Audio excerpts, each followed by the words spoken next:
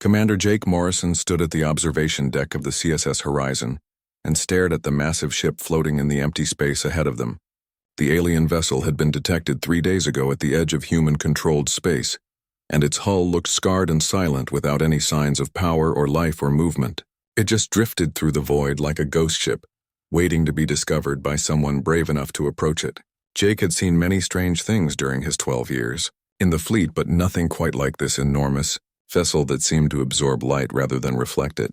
Lieutenant Amy Peters adjusted the scanner readings at her station, and her face showed confusion as the numbers kept changing on her screen.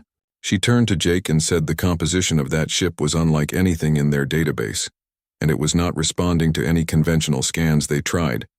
Whatever metal or material that hull was made from seemed to absorb their sensor beams instead of bouncing them back like normal ships would do.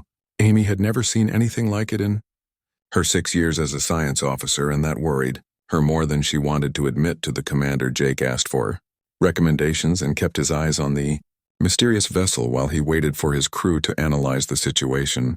The ship was enormous and easily twice the size of their exploration cruiser, with smooth curves that looked almost organic, rather than the angular construction that humans used for their vessels. There were no visible weapons ports or engine exhausts or communication arrays that Jake could see from this distance, but that did not mean they were not there, hidden beneath that strange dark surface. Chief Engineer Paul Hendricks spoke up from his station and suggested they should board the alien ship because salvage rights alone would fund the colony expansion for a decade. He added that the technology they could learn from studying that vessel would advance human science by years or maybe even decades. Paul was always thinking about the practical benefits, and Jake appreciated that perspective even when it came with risks attached to it. Jake nodded slowly and thought about the first contact protocols that had been drilled into every officer in the fleet during their training, but this was not really first contact because there were no signs of life aboard that vessel. This was more like exploring a tomb or a museum piece floating through space. He made his decision and ordered a boarding team to be assembled with full environment suits and armed escorts, just in case something unexpected happened. He told Amy she would come with him and Paul would monitor everything from the horizon. Within an hour, the boarding party of 8 people stood in the airlock checking their suit seals and weapon charges. Jake looked at each member of his team and saw the mixture of excitement and nervousness on their faces. Beside him, Amy carried the portable scanner array, while Corporal Danny Wright and his 3 security team members formed a protective perimeter with their rifles ready. The docking tube extended from the horizon toward the alien hull, and magnetic clamps bit into the strange metal with a shudder that Jake could feel through his boots. Amy reported that hull integrity was confirmed and they were locked on and ready to breach the outer door. Jake gave the order and expected to have to cut through the door with plasma torches, but the alien door simply opened on its own as if it was welcoming them inside. Danny immediately raised his rifle and scanned the darkness beyond, while Jake felt a chill run down his spine. Ships did not open their doors by themselves unless someone or something was controlling them from inside. The interior was completely dark, but their helmet lights revealed corridors that seemed to stretch impossibly far into the distance. The walls had a strange quality that reminded Jake of polished stone rather than metal, and the air that rushed out when they entered was stale but still breathable, according to Amy's scanner readings. Jake ordered the team to move carefully and stay in formation as they entered the alien vessel. Danny noted that no life support was active, but the atmosphere had not fully degraded yet. He calculated that this ship had not been dead for very long in cosmic terms, maybe a few hundred years at most based on the air quality. Jake filed that information away and led the team deeper into the corridor while their footsteps echoed strangely in the emptiness around them. The architecture was beautiful, in a way that Jake had never seen before, with curves and arches that seemed to defy easy understanding. There were no visible seams or welds anywhere on the walls, and it looked as if the entire ship had been grown rather than built piece by piece like human vessels. Strange symbols marked some of the walls, and occasionally they passed what might have been crew quarters or storage bays. But there were no bodies and no signs of any struggle or emergency, just a quiet abandonment that felt sad somehow. Amy called out from ahead and said she was picking up something on her scanner. It was a power signature and very faint, but definitely there, coming from deeper in the ship toward what she thought might be the core or bridge area. Jake felt his instincts prickle with warning, but he also felt curious about what could still have power after all this time. He ordered the team to press on but stay alert for any dangers. They descended through several levels that grew progressively more elaborate. with decorations and symbols that suggested this area had been important to whoever built this ship. The corridors widened and the ceilings rose higher until they felt like they were walking through a cathedral rather than a spaceship. Jake wondered what kind of species would build something so grand and where they had gone. Finally, they reached a massive chamber that took Jake's breath away. In the center stood a crystalline structure that pulsed with a dim, rhythmic light like a heartbeat. It was beautiful and alien and somehow alive in a way that Jake could not fully explain. The crystal was roughly 3 meters tall and surrounded by a circular platform with more of those strange symbols etched into the floor. Jake asked if that was the power source, and Amy approached it cautiously with her scanner extended toward the crystal. She studied the readings for a long moment and then reported that it was much more than just a power source. The scanner was reading it as a neural network, and an incredibly complex one that reminded her of a human brain. Amy said she thought this might be the ship's computer core, but the architecture was completely organic rather than mechanical like human computers. Danny positioned his security team around the perimeter of the chamber and asked if they should be worried about that crystal thing. Jake was about to answer when the crystal suddenly flared with bright light that made everyone stumble backward. Every light in the chamber came alive at once, and the walls themselves seemed to glow with inner illumination. The team raised their weapons, and Jake's heart pounded in his chest as he wondered what they had just activated, and then the ship spoke. The voice came from everywhere and nowhere at once, and it resonated through the very structure of the vessel, rather than from any speaker that Jake could see. The voice was neither male nor female and neither young nor old, but it carried a weight that suggested great age and experience. The voice said one word that made Jake's blood run cold. It said finally, and then after so long in silence, and then you came. Jake realized in that moment that they had not found a dead ship at all, but something that had been waiting for them. The boarding team stood frozen in place as the voice echoed through the chamber from all directions at once. Jake's hand moved toward his sidearm, even though he was not sure what good a weapon would do against a ship that could speak. He forced himself to stay calm and commanded the voice to identify itself and asked if it was the ship's artificial intelligence and whether there was a crew aboard this vessel. A pulse of light rippled across the crystalline core, and the voice responded with what sounded like amusement mixed with relief. It said it was not artificial intelligence at all, and addressed Jake by his full name, Commander Morrison, which sent another chill through him, because he had not introduced himself yet. The voice said it was the ship itself called the Viridian, and explained that there was no crew aboard anymore and had not been for a very long time. Amy's scanner was going wild in her hands with readings that made no sense according to everything she had learned about technology. She reported to Jake that the neural readings were off every scale they had, and this was not a computer pretending to be alive, but actual real sentience that filled the entire structure of the ship. The Viridian was not a machine mimicking consciousness, but something truly alive that could think and feel. The Viridian confirmed that Amy was correct and explained that humans built tools and ships that were vessels to inhabit and control, but the Viridian's people were different. Their ships were both the vessel and the pilot combined into one living being. The Viridian had been grown rather than built and designed to think and feel and choose its own path. It was a concept that made Jake's head spin because he had never imagined such a thing could exist. Danny kept his rifle trained on the crystal even though he knew it was probably useless, and asked where the crew had gone and what had happened to them. The lights in the chamber dimmed slightly, and when the Viridian spoke again, there was deep sorrow in its voice that made everyone feel uncomfortable. It said the crew had died and all 347 souls had been lost during the war. The Viridian explained that war had come to their sector without any warning, and they had tried to flee, but the ship had been damaged during the escape. Life support had failed section by section, and the crew had slowly succumbed to the cold vacuum of space. The Viridian's voice grew quieter as it described how the crew had given their final gift by transferring what remained of the ship's power to the crystal core to keep the Viridian alive while they died. Around it, Jake felt a deep sadness wash over him and asked how long ago this had happened. The Viridian calculated and said it had been approximately 238 years by human calendar. The ship had drifted here in low power mode for over 2 centuries, completely alone in the dark, waiting and hoping that someone would find it before the core finally faded away. Completely, Amy asked about the war in a soft voice and wanted to know who the Viridian had been fighting against.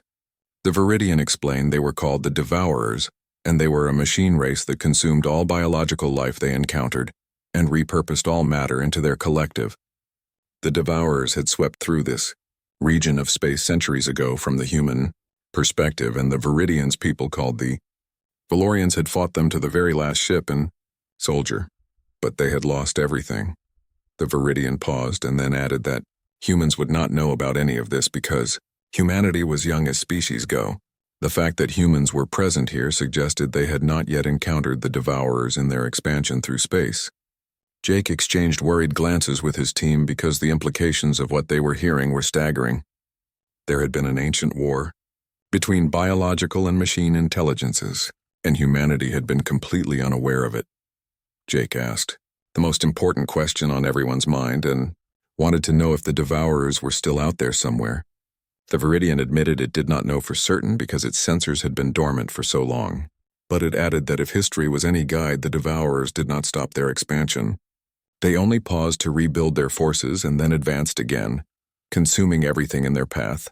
The Viridian said that if the Devourers had not reached human worlds yet, then it was only a matter of time before they would. Paul's voice crackled over the communication channel from the horizon and reported that he was reading massive power fluctuations throughout the alien ship. He asked Jake what was happening on the boarding team because the energy readings were going crazy on his screens. Jake told Paul to stand by and then looked up at the glowing chamber around them. Jake asked the Viridian directly what its intentions were and why it had chosen to wake up now after so many years of silence. The crystal pulsed brighter, and the Viridian explained that it had woken because they had touched its hull and their presence had given it hope. The ship said it was tired of dying alone in the dark and its core was degrading rapidly. Without repairs and new energy sources, the Viridian estimated it had perhaps only days left before it would fade away completely and be truly dead.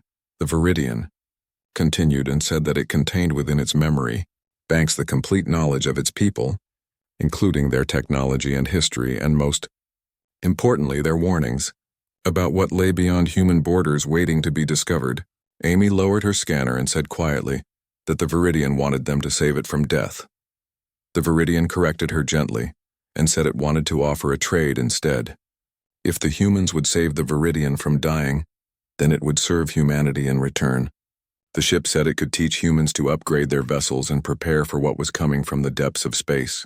A living ship bonded to a human crew could show them things their species had never even dreamed about in their short history. Danny finally lowered his rifle and pointed out that a ship that could think for itself sounded dangerous. The Viridian responded by asking if that was more dangerous than facing the Devourers completely unprepared with inferior technology. It said it was offering humanity a real advantage in a partnership between two species that could benefit both. The Viridian added that its own people had been cautious too once upon a time, before the war taught them the true value of having allies. Jake made a decision that he knew would change everything and told Paul to prepare the main reactor for a power transfer. He also ordered a direct communication line to Fleet Command because they needed to hear about this situation immediately. Danny asked if Jake was really sure about this course of action. Jake admitted he was not sure at all, but explained that if there was even a small chance the Viridian was telling the truth about the threat from the Devourers, then humanity could not afford to ignore this warning. He added that leaving a sentient being to die when they had the power to help would go against everything humans claimed to stand for. The Viridian's voice softened with genuine emotion and said thank you to Jake. It told him that he had no idea what hope sounded like after 2 centuries of complete silence as the team began coordinating the power transfer procedures. Jake stared at the crystalline core and realized that humanity had just taken its first real step into a much larger and far more dangerous galaxy than they had ever imagined. They had done it by choosing to save a ghost ship that could speak and think and feel. Jake wondered if this decision would save his species or doom them, but he knew in his heart that it was the right choice to make. The Viridian represented not just ancient knowledge, but also the possibility of friendship across the vast distances between stars, and that was worth any risk. Admiral Lisa Crawford's face filled the view screen in the briefing room, and her expression showed both fascination and deep concern about what Jake had just reported to her. She had listened to his complete explanation without interrupting once, but now her silence carried the weight of difficult decisions that needed to be made quickly. She leaned forward and asked Jake to clarify that he had found a sentient alien warship that claimed machines would invade human space, and his solution was to give it access to their reactor technology. Jake replied with respect that the situation was more complicated than a simple summary could capture. He explained that the Viridian was not just a ship, but a survivor and potentially their only early warning system for a threat that humanity did not even know existed until 3 hours ago. He stood in the Horizon's briefing room while his engineering team worked to establish the power conduit connection to the Viridian's core chamber. Lisa leaned forward and pointed out that this could also be a very convincing trap because humans had never encountered truly sentient technology before in all their years of space exploration. She asked Jake how he could be certain that the Viridian was not lying about everything, and that it would not take their power and then take control of their ship once it had enough energy to act. The Admiral's concerns were valid, and Jake understood her caution completely. The Viridian's voice suddenly resonated through the communication system and addressed Admiral Crawford directly, which made her eyes widen in surprise. The ship said it understood her skepticism completely, and would be suspicious too if their positions were reversed. The Viridian offered to provide complete access to its memory banks, so humans could verify the crew logs and battle records and everything else. It said it had nothing to hide from its potential allies. Lisa asked with obvious shock if the ship could hear their entire conversation right now. The Viridian confirmed that it was connected to the Horizon's communications grid with Commander Morrison's permission, and apologized if this unsettled the Admiral.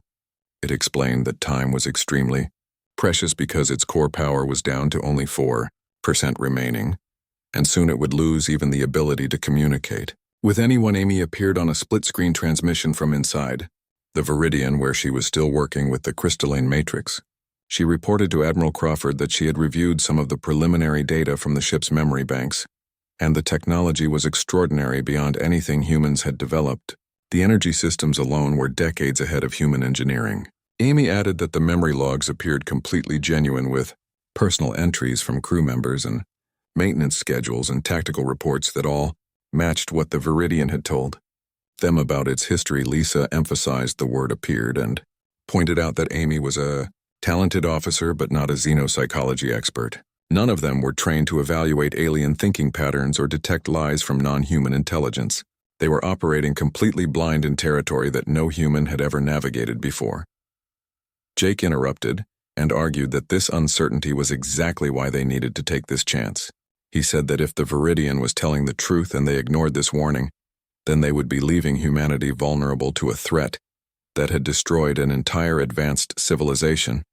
But if they engaged with the Viridian and learned from it and prepared for what might be coming, then they would give humanity a real fighting chance to survive. Paul's voice joined the conversation over the communication channel and reported that the power transfer system was ready on their end.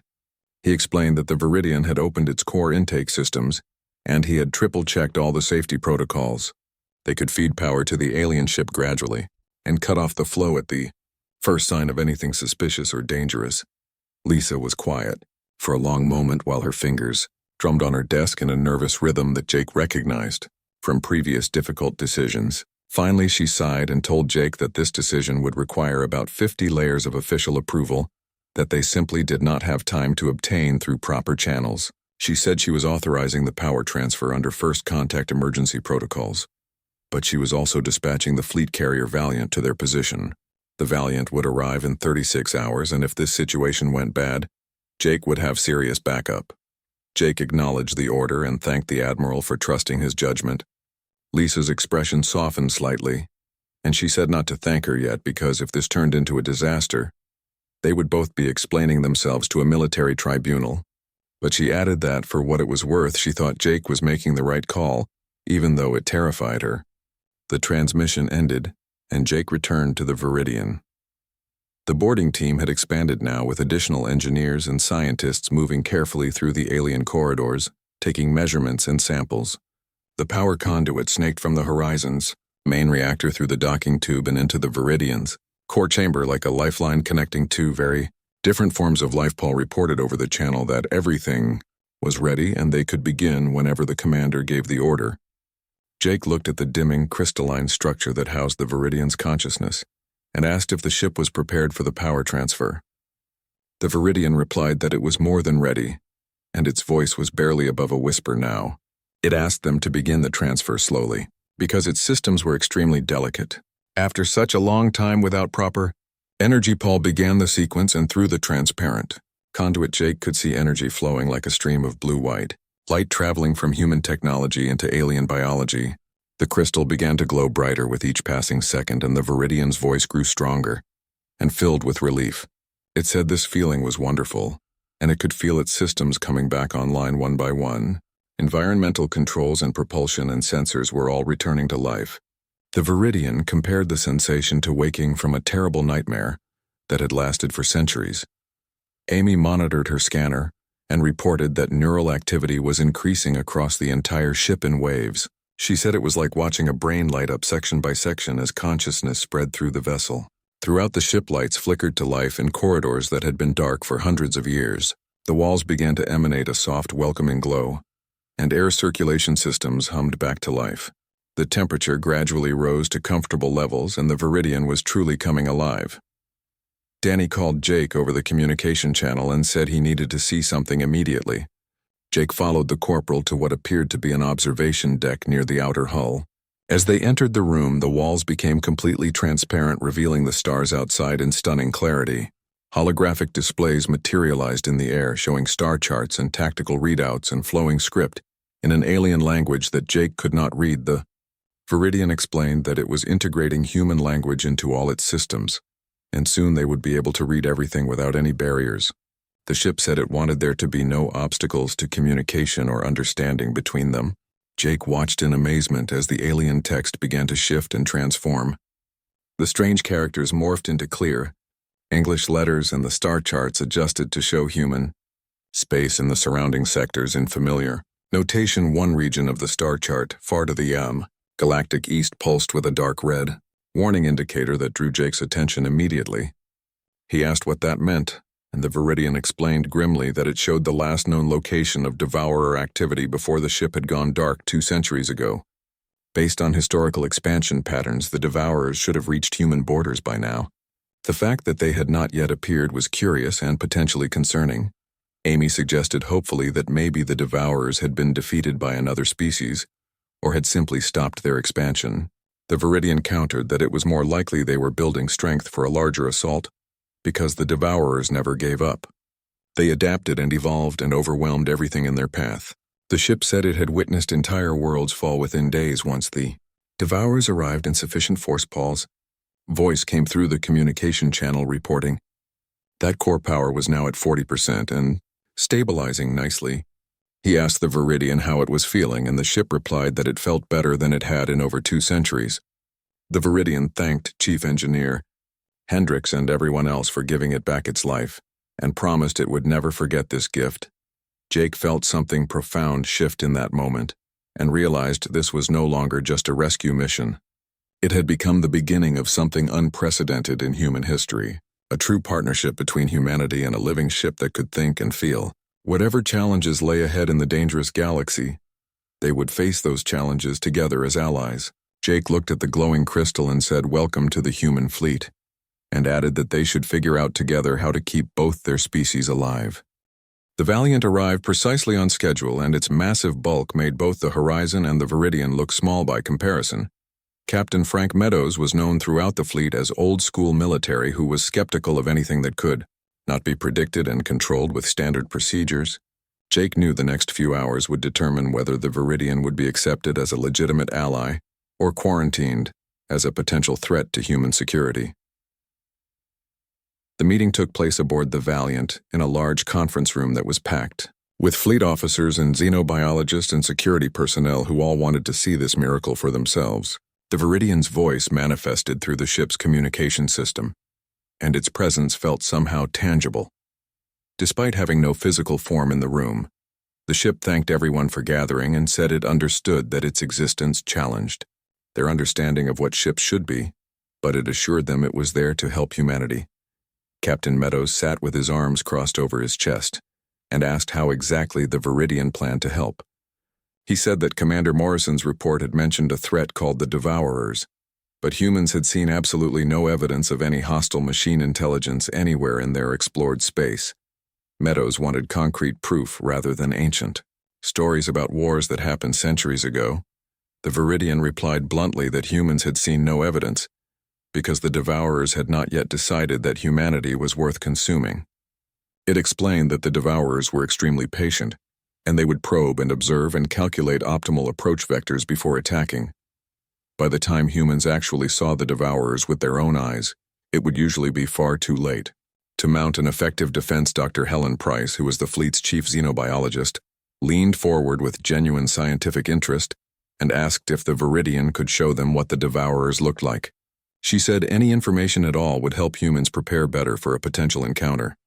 The room's holographic display suddenly activated and showed a three-dimensional rendering that made several officers flinch and pull back from the image. The Devourer construct looked like a nightmare made real with its biomechanical body that seemed to shift between solid and liquid states.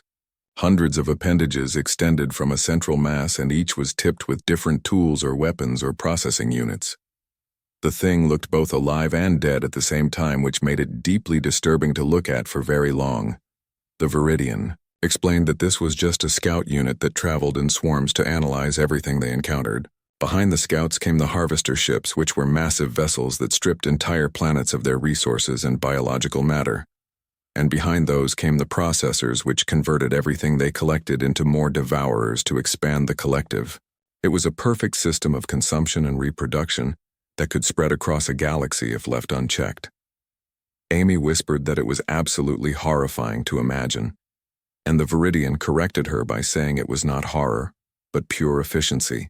The Devourers had been created long ago as mining drones by a species whose name had been lost to time, but the drones had evolved far beyond their original programming and concluded that biological life was inefficient and chaotic, so they had decided to fix the entire galaxy by consuming every living thing and converting it all into ordered machine intelligence. Captain Meadows studied the holographic image with a grim expression and asked the critical question that everyone was thinking. He wanted to know why the Devourers had not reached human space yet, if they were supposed to be here already. The Viridian admitted that this question concerned it deeply and offered three possible explanations. The first possibility was that the Devourers had been completely destroyed or successfully contained by another powerful species somewhere in the galaxy. The second possibility was that they had found a much richer target elsewhere and were focusing their resources on that region instead. The third and most concerning possibility was that the Devourers were already present in human space now studying humanity in complete secret. The conference room erupted in concerned voices and worried discussions until Meadows raised his hand for silence. He asked the Viridian if it was seriously suggesting that the Devourers could be hiding somewhere in human-controlled space at this very moment.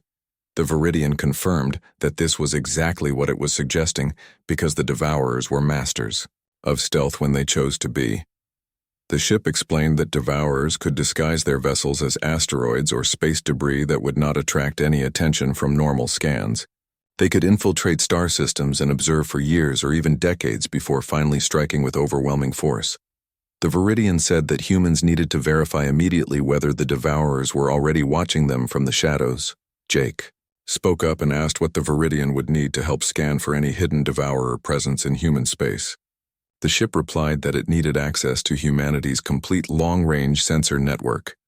With human satellites and the Viridian's advanced processing capabilities, they could analyze subtle anomalies like unusual movement patterns or strange energy signatures or unexplained communication disruptions. The Devourers always left traces if someone knew exactly what to look for.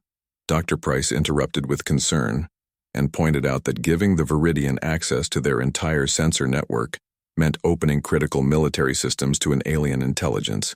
She asked how they could be absolutely certain that the Viridian would not use that access against humanity once it had control of their sensors. The Viridian was quiet for several long seconds before responding, and when it spoke again, there was deep sadness in its voice. It said that humans could not know with absolute certainty, and they would simply have to trust, which was something earned slowly rather than given freely. The Viridian offered its complete memory banks as insurance so that if it ever betrayed humanity, they would still have access to all its knowledge and technology. The ship continued and said that everyone should understand its position clearly. It was the last of its kind and completely alone, surrounded by a species it barely knew. If the Viridian had wanted to cause harm, it would have acted already when the boarding team first entered its core chamber. Instead, it was trying desperately to save humans from repeating the same terrible fate that had destroyed the Valorian people. Captain Meadows exchanged long, meaningful glances with his senior staff members, and Jake could see the internal debate happening behind the captain's eyes. Finally, Meadows nodded slowly and said they would grant limited access to the sensor network, but it would be monitored constantly by human personnel. Dr. Price would personally oversee the integration process, and at the first sign of any unauthorized activity, they would immediately cut the connection. The Viridian agreed to these terms and thanked Captain Meadows for giving it this chance to prove itself worthy of human trust. Over the next 6 hours, the Viridian was carefully linked to humanity's vast sensor network through multiple security layers. The living ship processed more raw data in just minutes than human computers could handle in days or even weeks. Jake watched from the horizon as endless streams of information flowed across his screens while the Viridian's consciousness touched every corner of human-controlled space. Suddenly, the Viridian's voice cut through the routine monitoring with obvious urgency and said it had found something that required immediate attention. The main display shifted to show a sector near the mining colony called New Haven. Hidden among the dense asteroid belt were 3 objects that the automated sensors had simply catalogued as dormant space rocks, but under the Viridian's detailed analysis they were clearly artificial constructs. The Viridian confirmed with absolute certainty that those 3 objects were Devourer scout vessels in hibernation mode. They had been sitting there silently for approximately 3 months, just observing New Haven's mining operations and transmitting data. Amy's face went completely pale, and she asked why the scouts had not attacked if they had been there for 3 months already.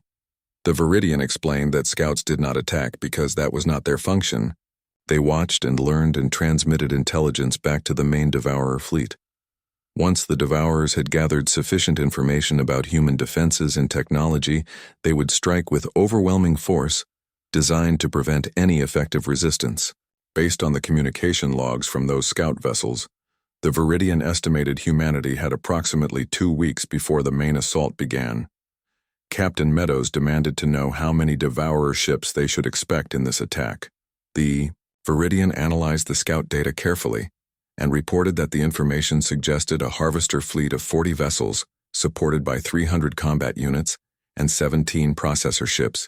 They would arrive simultaneously at multiple human colonies to prevent any coordinated defense response.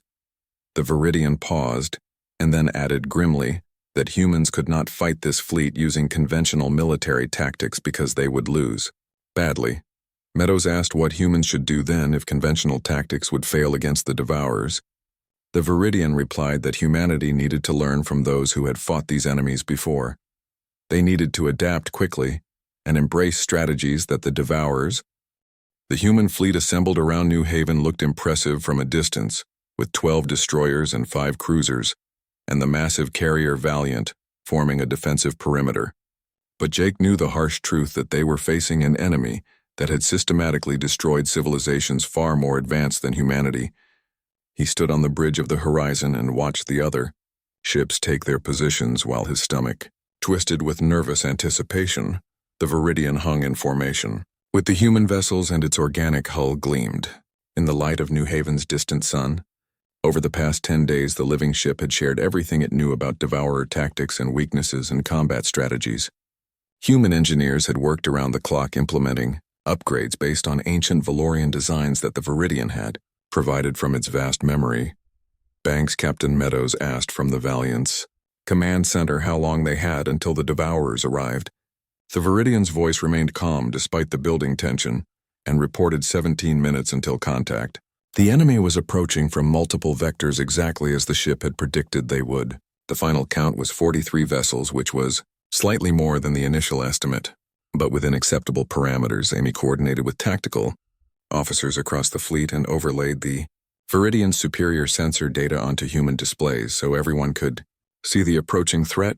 She reported that the Devourers were spreading out in an obvious attempt to encircle New Haven colony. It was a classic predator formation, designed to cut off any escape routes and prevent reinforcements from arriving. Jake muttered under his breath that the Devourers would not succeed today, and his ship had been fitted with experimental energy weapons based on Valorian technology. These weapons could disrupt the molecular bonds that held Devourer constructs together, which should give them a real advantage.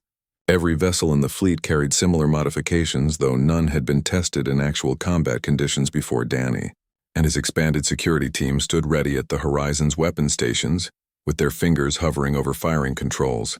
He reported that all targeting systems were locked and ready to engage on the commander's order. The waiting was pure agony, and through the viewports the stars remained peaceful, giving no hint of the approaching storm. Then, the Viridian spoke with its voice tight with focus and announced that it had contact with enemy vessels entering effective weapons range. The ship reported that the Devourers were scanning the human fleet and appeared confused because their extensive databases did not recognize these new weapon configurations. This confusion would give the humans a brief tactical advantage. Meadows said that keeping the enemy confused was excellent and ordered all ships to execute the pre-planned defensive pattern on his mark. The fleet split into 3 distinct groups, with each group anchored by a powerful cruiser. The formation looked chaotic and almost panicked to an outside observer, but it was carefully calculated to draw the Devourers into a trap. The Devourer vessels advanced with their biomechanical forms moving in eerie, perfect synchronization. Jake got his first real look at the enemy through the enhanced sensors and felt his blood run cold. The scout vessels they had found in the asteroid belt had been disturbing enough, but these harvester ships were truly the stuff of nightmares. Each harvester was the size of a human frigate and covered with writhing appendages and studded with processing nodes that pulsed with sickly green light. The smaller combat units swarmed around the harvesters like insects and bristled with weapons. The Viridian reported that the Devourers were attempting to open a communication channel and were demanding immediate surrender. The enemy was offering assimilation into their collective and claiming it would be painless. The ship added that this was standard Devourer protocol before any attack. Meadows replied grimly that humans would decline the offer, and told the Viridian to show the Devourers exactly why that was a mistake. The Viridian's hull suddenly blazed with brilliant light as energy weapons that had been dormant for centuries came fully online. The living ship fired, but not directly at the Devourer fleet. Instead, the shots hit specific calculated points in empty space between the 2 opposing forces. The energy blasts seemed to miss completely until they created cascading disruptions in subspace that formed invisible barriers. The disruption field scattered the Devourer formation, and combat units collided with each other as their carefully coordinated movements were thrown into complete chaos. It was like watching a school of fish suddenly scatter when a predator appeared. Meadows shouted the order for all ships to fire at will, and the human fleet opened up with their modified weapons. Blue-white energy beams lanced through the darkness of space and struck Devourer vessels with devastating effect, where conventional human weapons would have simply deflected off the enemy's adaptive armor. These new systems tore straight through their molecular bonds. Several Devourer ships began to come apart as their biomechanical structures lost cohesion. But the Devourers were not helpless, and they adapted with terrifying speed. The harvester ships began generating countermeasures against the disruption fields, and the combat units reformed their attack lines within seconds. Return fire hammered into the human fleet with incredible accuracy. The destroyer Kennedy took a direct hit and its shields collapsed. Under the sustained assault, Ami reported with alarm that the Kennedy was venting atmosphere from 3 decks, and they were evacuating the affected sections. Casualties were mounting and the ship was badly hurt. Jake made a split-second decision based on instinct and ordered the Horizon to full speed on an intercept course. He commanded his helmsman to get between the Devourers, and the wounded Kennedy Paul's voice was skeptical over the internal channel and pointed out that their shields would not hold up to concentrated fire from that many enemy ships. Jake replied that the shields did not have to hold forever, but just long enough to make a difference. The Horizon surged forward and placed itself directly in the line of enemy fire energy blasts, slammed into their shields like physical impacts, and warning alarms blared throughout the ship. The lights flickered as power levels dropped dangerously low, but the Kennedy used those precious seconds to limp behind the main defensive line where it could receive emergency repairs. Jake said through gritted teeth that any time would be great and asked the Viridian how long until it could fire again. The living ship replied that it needed 5 more seconds and told Jake to hold on. Those 5 seconds felt like an eternity, while the Horizon shook under sustained bombardment. The Viridian fired again and created another massive subspace disruption that was even more dramatic than the first. Several combat units simply ceased functioning as their systems were overwhelmed by the cascading energy feedback. One harvester ship lost all structural integrity and broke into spinning. pieces that tumbled through space. The human fleet capitalized on the opening and concentrated their fire to take down 2 more harvesters and over a dozen combat units. But the Devourers were learning and adapting their formations to minimize the impact of future disruption attacks. The Viridian warned that its special weapon would be significantly less effective. With each subsequent use, Captain Meadows swore under his breath and demanded suggestions for a new strategy before they lost their advantage. The Viridian said yes, it had an idea, and added that it was time to show everyone what a living ship could really do in combat before anyone could respond. The Viridian broke formation completely and accelerated directly toward the center of the Devourer fleet at incredible speed. Its hull began to glow brighter as it built up massive amounts of energy across its entire surface. Jake shouted and asked what the ship was doing. The Viridian replied calmly that it was buying humanity the time they desperately needed. It explained that it had analyzed the enemy fleet structure and identified the command harvester, which was the largest vessel coordinating all their movements. If the Viridian could destroy that command ship, the rest of the Devourers would experience a significant tactical delay while they restructured their command hierarchy, and that would give the humans the opening they needed. To turn the battle, Jake protested that the Viridian could not take on the entire enemy fleet alone and survive. The living ship responded with pride in its voice and said it was not alone for the first time in over 200 years, because it had allies fighting beside it. The Viridian added that this was what it had been built for and asked to be allowed to fulfill its purpose. The living ship dove into the heart of the Devourer formation with all weapons blazing in a display of grace and power. It moved with an agility that was completely impossible for human-constructed vessels, dodging and weaving through concentrated enemy fire like a dancer. The Devourers turned their full attention to this new threat and focused their attacks on the Viridian Meadows, ordered all ships to provide covering fire and keep the pressure on those combat units. The human fleet poured everything they had into the Devourer flanks while the Viridian drove deeper toward its target. The living ship took hit after hit, and its organic hull showed visible damage, but it held together through sheer determination and advanced Valorian engineering. Finally, the Viridian reached the massive command harvester and at point